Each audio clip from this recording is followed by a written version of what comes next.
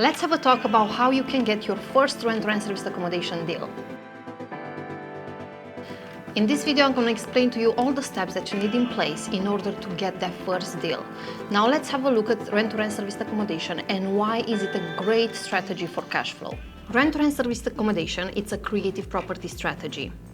That means with a creative property strategy, we don't need to go on the market and try to find the worst property on the best street, refurbish it, buy it, get loads of deposits, make sure you're mortgageable, and any of the rest.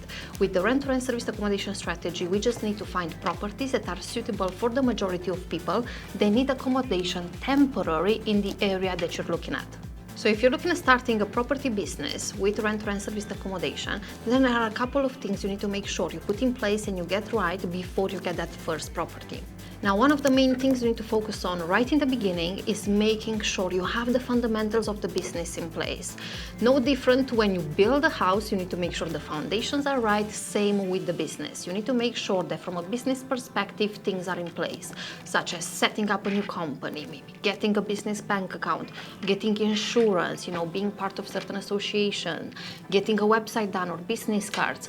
These are basic elements that you need to make sure you have in place. Not only protect the business and what you're about to do next, taking properties on, but also positions yourself as an authority, positions you as someone with experience. And all these things help you to build great rapport, to build great relationships, even if you don't have experience, even if you already don't have any properties there. So make sure that the basics, the fundamentals of the business are in place, because those are things you can leverage in your own business if you don't have experience or properties or any type of results so far. Now, as soon as you've done that, there is the second thing we need to look at, and that is picking your area.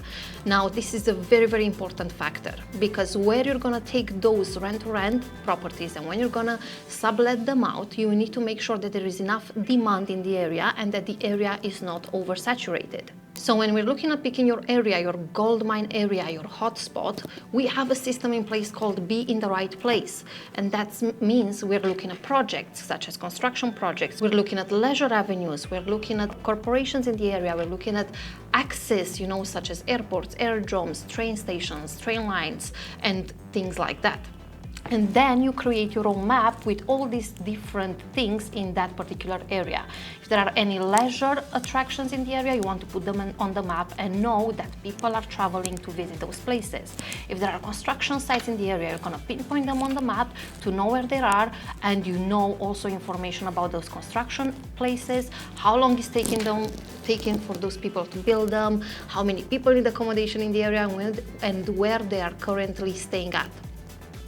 You also want to look at corporations such as headquarters, hospitals, training hospitals, stadiums, event centers, business hubs. These are also avenues that are going to bring clients in. And it's very important that this step of the process is something that you do very, very clear, and you do proper market research, because not only is giving you the confidence that the area you're choosing is right, it's also helping you understand where are the people that you're going to have in the property coming from.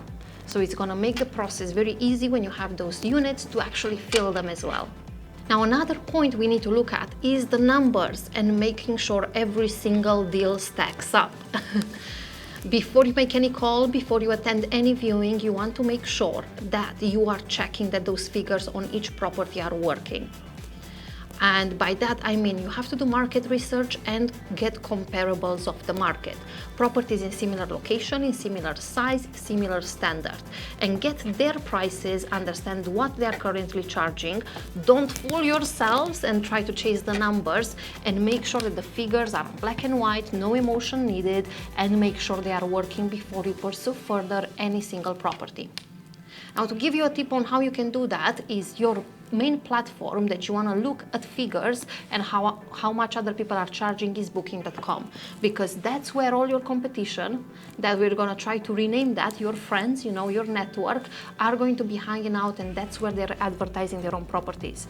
So don't try to fool yourselves, look at what other people are doing and understand if the figures on the particular properties you're trying to chase and trying to get on are stacking up. Now, to look at another factor, very, very important when you're trying to get a rent-to-rent serviced accommodation deal, is to actually understand the pitch and how you're going to get those agents, the landlords, developers, whoever, to give you those properties. Now, a big tip when it comes to actually pitching anyone from the categories I mentioned earlier is to understand that everything has as the main priority the relationship.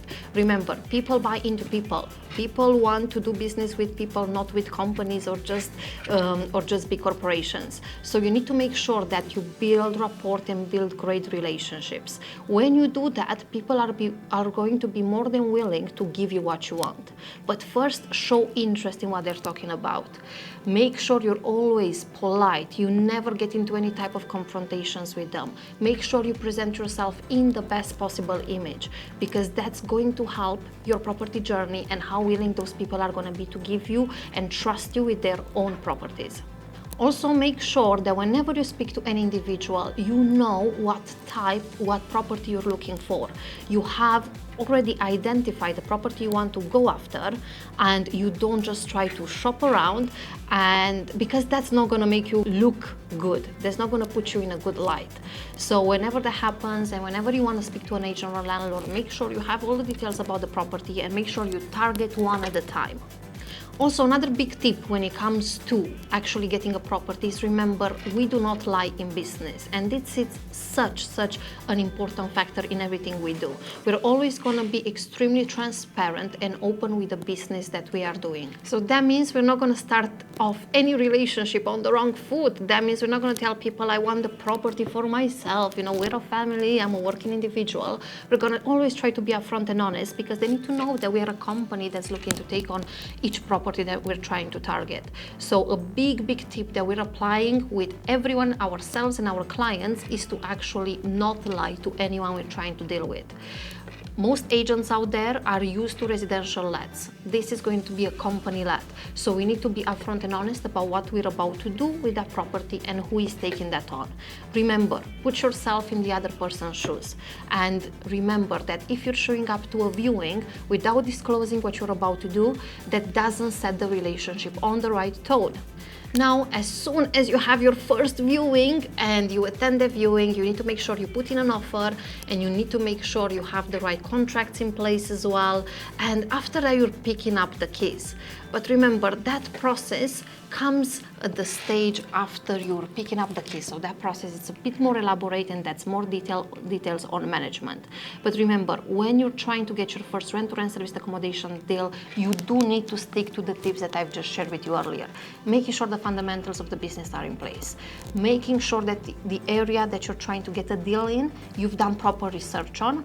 Making sure that the numbers are stacking up in the area and on each single deal that you are trying to target, and making sure that the pitch you're trying to deliver to an agent, landlord, developer, it's actually spot on.